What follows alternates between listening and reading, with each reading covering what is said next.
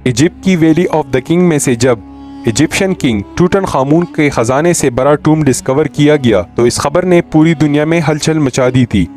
26 feet पहाड़ के अंदर छुपा हुआ ये टूम 3000 सालों में पहली बार खोला गया था, जिसके अंदर तादाद खजाने और किंग टूटनखामून की ममी भी मौजूद थी। इस टूम में से मिलने वाला सोना बिल्कुल प्योर था और इसका टोटल वजन 1,03,000 तोला सोने के बराबर था, जो तकरीबन एक टोयोटा गाड़ी के वजन के बराबर है। वैसे तो इस टूम से मिलने वाला तमाम सोना और ख़जाना प्राइसलेस है, लेकिन अगर एस्टीमेट भी लगाया जाए आज के दौर में इसकी कीमत 5.5 अरब रुपयों के बराबर है।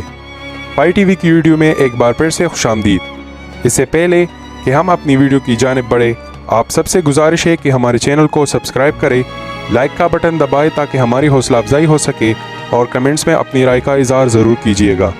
नाजरीन, ये टॉम डिस्कवर होने के बाद आर्कियोलॉजिस्ट ये देखकर परेशान थे आज के मॉडर्न दौर में भी इतना ज़्यादा सोना पहाड़ों से ढूंढने और माइनिंग में कम से कम 10 साल लग जाते हैं, तो आखिर 3000 साल पहले ना कोई मशीनरी थी और ना ही कोई टेक्नोलॉजी। एंशिएंट इजिप्शियन ने ये सोना निकाला तो आखिर कैसे और कहाँ से? फ्रेंच गोल्ड एक्सपर्ट थॉमस फाशर अपनी टीम के साथ इस मुश्किल तरीन चैलेंज का राज जानने के लिए मैदान में उतर आया। सबसे पहले थॉमस ने मिलने वाले सोने को कई सालों तक स्टडी किया और इसकी कंपोजिशन मुख्तलिफ जगहों से निकलने वाले सोने से कंपेयर की।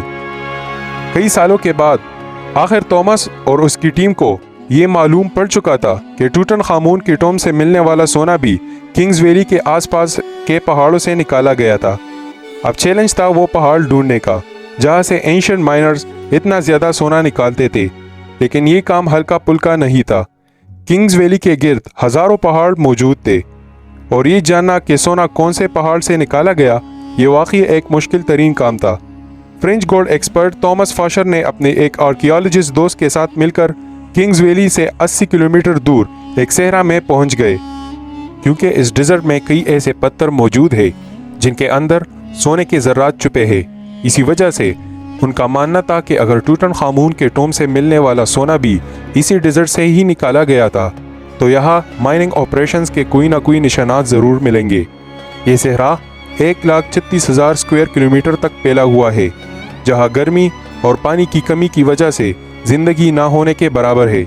थॉमस का मानना था कि इतना ज़्यादा सोना अगर इसी सहरा के किसी पहाड़ से निकाला गया होगा तो जाहिर है इसमें काफ़ी ज़्यादा मैन पावर लगी होगी। थॉमस और उसका साथी इसी खोज में सहरा के अंदर जाते रहे। इस बंजर सहरा में कई घंटों तक सफ़र करने के बाद काफ़ी अंदर जाकर उनको पहाड़ के नीचे एक अजीब मंजर देखने को मिला। करीब जाकर मालूम हुआ कि ये एक कदीम ज़माने का कुआं था जो पूरी तरह से खुश्क हो चुका था। ये बात तो जाहिर थी कि ये कुआं किसी दौर में यहाँ से गुजरने वाले काफिलों को पानी फराहम करता था, लेकिन हैरतंगेज़ तौर पर यहाँ कुछ और भी था जो कुएं से भी ज़्यादा ज़रूरी था। जी हाँ, थॉमस और उसके साथी को यह पुराना कमरा भी बना दिखा जो अंदर से एक इबादतगाह का मंजर पेश कर रहा था। इस कमरे की दीवारों और छत पर काफ़ी मेहनत से पत्थरों पर कार्विंग की गई थी। जब इस आर्ट वर्क को गौर से देखा गया तो इसमें एक ऐसा राज छुपा था जिस पर यकीन करना मुश्किल था। थॉमस के साथ आया दोस्त जो कि एक आर्कियोलॉजिस्ट था, इसने बताया कि इस पेंटिंग में वही राज छुपा है जिसकी तलाश में हम लोग निकले हैं। पेंटिंग में जाहिर था कि सहरा में बनाया गया ये कुआं और रेस्ट रूम इस सहरा का सबसे पहला स्टॉप है जहां एंशिएंट गोल्ड माइनर्स आराम करने के लिए रुकते थे। एंशिएंट इंजीनियर्स ने ये गोल्ड माइन तक जाने के लिए ये कुओं और रेस्ट रूम का एक नेटवर्क बनाया हुआ था। एक अंदाजे के मुताबिक हर एक रेस्ट एरिया 70 से 80 किलोमीटर के फासले पर बनाया हुआ है और एक रेस्ट एरिया से दूसरे रेस्ट एरिया तक पहुंचने में माइनर्स की टीम को कई दिन लग जाते होंगे। जहां इस रेस्ट एरिया से मिलने वाली इंफॉर्मेशन से थॉमस और उसका साथी बहुत खुश भी हुए, वहाँ दूसरी तरफ ये भी मालूम पड़ गया था कि ऐसे कई स्टॉप तक उनको आगे मजीद ट्रेवल करना है, क्योंकि जिस मंजिल तक पहुंचने के लिए थॉमस कई सालों तक इंतज़ार कर रहा था और वो मंजिल बहुत ज़्यादा करीब दिख रही थी। इसी वजह से उन्होंने सहरा की गहराई में जाने का इरादा किया। बंजर सहरा में एक के बाद एक रेस्ट एरिया आता गया, लेकिन गोल्ड माइन जैसी कोई चीज़ नज़र नहीं आई। आखिरकार पूरे 2 दिनों के बाद थॉमस को पहाड़ के किनारे पड़े ढेर सारे पत्थर दिखाई दिए। देखने में तो ये एक नॉर्मल सीन था, मगर थॉमस का मानना था कि ये जगह एंशिएंट गोल्ड माइनर्स का कैंप लगती है, और हुआ भी कुछ ऐसा ही। जी हाँ, इस जगह पर पत्थरों से बने कुछ टूल्स मिले जिनकी मदद से पत्थरों को तोड़कर इससे सोना निकाला जाता था। ये पत्थर दिखने में जो नॉर्मल पत्थर लगता था, इसको इस टूल की मदद से तोड़कर क्रश किया जाता था। फिर इस क्रश में से सोने के ज़र्रात को अलग किए जाते थे।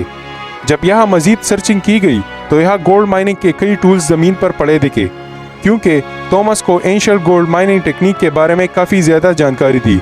इसी वजह से उनका मानना था कि एंशिएंट माइनर्स इन पहाड़ों को खोद कर इनमें टनल्स बनाते थे। इन टनल्स में ख़ास किस्म के पत्थर ढूंढकर उनको इस कैंप में लाया जाता था जहां इस वक्त वो मौजूद है। माइनिंग कैंप में मौजूद माइनर्स की दूसरी टीम इन पत्थरों को क्रश करके इसमें से सोना निकालती थी और फिर वो सोना किंग्स वैली में भेजा जाता था। थॉमस को तो एक एंशिएंट गोल्ड माइनिंग कैंप तो मिल चुका था, लेकिन अफसोस इस बात का था कि जिन टनल्स की वो बात कर रहा था, ऐसा कोई भी टनल इसको दिखाई नहीं दिया। शायद हजारों साल पहले खोदे गए टनल्स कमज़ोर थे और ज़लज़लों की वजह से बर्बाद हो चुके थे। एक्सपर्ट का मानना है कि गोल्ड माइनिंग का ये तरीका बहुत ही ज़्यादा मुश्किल है। अगर इस दौर में 100 लोग के एक हफ्ते तक गोल्ड माइनिंग का काम करते होंगे तो इसमें से वो सिर्फ 1 स्पून गोल्ड निकाल लेते थे। यानी ये कहना बिल्कुल गलत नहीं होगा कि टूटन खामून की टूम से मिलने वाला गोल्ड माइन करने में हजारों एंशिएंट माइनर्स एक ही वक्त में काम करते थे, लेकिन फिर भी उनको टास्क कंप्लीट करने में कई साल लगे होंगे। माइन किया गया सोना छोटे छोटे ज़र्रात की शक्ल में किंग्स वैली में भेजा जाता था। यहाँ पर एक अलग टीम उनको मुख्तलिफ शक्लों में डालती थी। इसमें टूटन खामून का death mask, statue, jewellery, chairs और गोल्ड चैरियट्स भी शामिल थे। 1922 में जब हावर्ड कार्टर ने ये टूम डिस्कवर किया था, तब इसमें 5000 मुख्तलिफ किस्म की चीज़ें मौजूद थी। इन तमाम चीज़ों का कैटलॉग बनाने में ही ब्रिटिश आर्कियोलॉजिस्ट को पूरे 10 साल लग गए थे। उम्मीद है पाई TV1 की ये वीडियो आपको पसंद आई होगी। अपना पूरा ख्याल रखें। अल्लाह हाफिज़।